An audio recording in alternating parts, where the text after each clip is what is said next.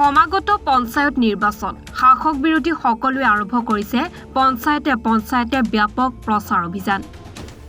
এই ক্ষেত্ৰত অকণো পিছপৰি ৰোৱা নাই ঢিঙৰ বালিসত্ৰ জিলা পৰিষদৰ কংগ্ৰেছ দলৰ প্ৰাৰ্থী খালিদা ইয়াছমিন। বালিসত্ৰ জিলা পৰিষদ সমষ্টিৰ প্ৰতিটো পঞ্চায়তে চলিছে কংগ্ৰেছৰ ব্যাপক প্ৰচাৰ অভিযান।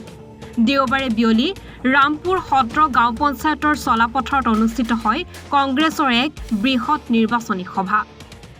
বালিসত্ৰ জিলা পৰিষদ সমষ্টিৰ অন্তৰ্গত প্ৰতিটো পঞ্চায়তৰ দলীয় নেতাকৰ্মী জিলা পৰিষদৰ সদস্য পদৰ প্ৰাৰ্থী খালিদা ইয়াছমিন সহ আঞ্চলিক পঞ্চায়তৰ সদস্য পদৰ প্ৰাৰ্থীসকলৰ লগতে শ ভোটাৰ ৰাইজৰ উপস্থিতিত অনুষ্ঠিত এই সভাত উপস্থিত থাকি আগন্তুক পঞ্চায়ত নিৰ্বাচন সন্দৰ্ভত গুৰুত্বপূৰ্ণ ভাষণ প্ৰদান কৰে বিধায়িকা শিৱামণি বৰাই।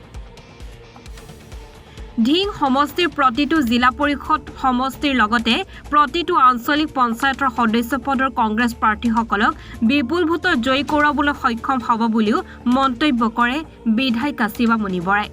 এই সভাতেই বিধায়িকাগৰাকীয়ে বিজেপি আৰু AIUDFক তীব্ৰ ভাষাৰে সমালোচনা কৰা পৰিলক্ষিত হয়। 5 বছৰ মূৰত পঞ্চায়ত নিৰ্বাচনটো আহিছে, গতিকে আমিও আজি আমাৰ কংগ্ৰেছ দলৰ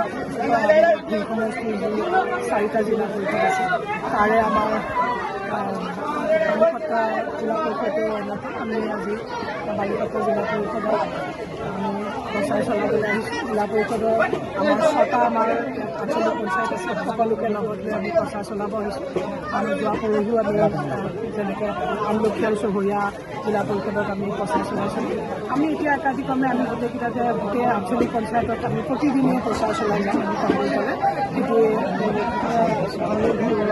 আৰু এটা প্ৰশ্ন আছে, ঢিং এফআইউত এগৰাকী চিকিৎসক অধীক্ষক এফআইউ ডক্টৰ মুকুট বৰা এগৰাকী স্বাস্থ্যকৰ্মী মহিলা স্বাস্থ্যকৰ্মীক শাৰীৰিকভাৱে তেখেতে নিৰ্যাতন চলাইছে আৰু সেই দৃশ্যটো ইতিমধ্যে CCTV দৃশ্য ভাইৰেল হৈছে আৰু মানসিকভাৱে শাৰীৰিকভাৱে আৰু কেইবাগৰাকী মহিলা স্বাস্থ্যকৰ্মীক বাৰম্বাৰ তেখেতে নিৰ্যাতন চলাই আহিছে। আজি 5টা দিন অতিক্ৰম কৰিছে, তেখেতৰ বিৰুদ্ধে এতিয়ালৈকে কোনো ব্যৱস্থা গ্ৰহণ কৰা নাই।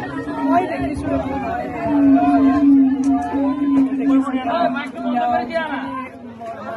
স্বাস্থ্যকৰ্মীগৰাকীয়ে যিখিনি দেখা গৈছে সেইখিনি মই দেখিছোঁ, কিন্তু আজি আমাৰ একান্তৰ আগতে আমাৰ 6জনীয়া এটা কমিটি গঠন কৰিছে এইখিনিৰ কাৰণে।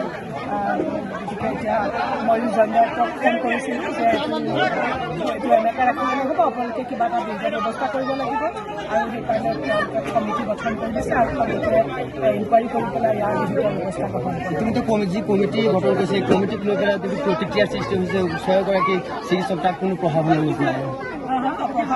চিকিৎসকেই দিছে, গতিকে সেইটো তেওঁলোকে স্বীকৃতি তেওঁলোকে চব প্ৰাৰম্ভিক কালত তেওঁলোকে কেনেকৈ ধৰণৰ ইনকুৱাৰী কৰে, আৰু যদি তেওঁলোকে ইনকুৱাৰীটো ঠিক ধৰণে নকৰে তেতিয়া আমি আকৌ সজোৰে আপত্তি কৰিব লাগিব যে ইয়াত প্ৰশাসনিক। ঢিঙৰ পৰা ছাইদুল ইছলামৰ ৰিপৰ্ট, এনি ভাৰত 24।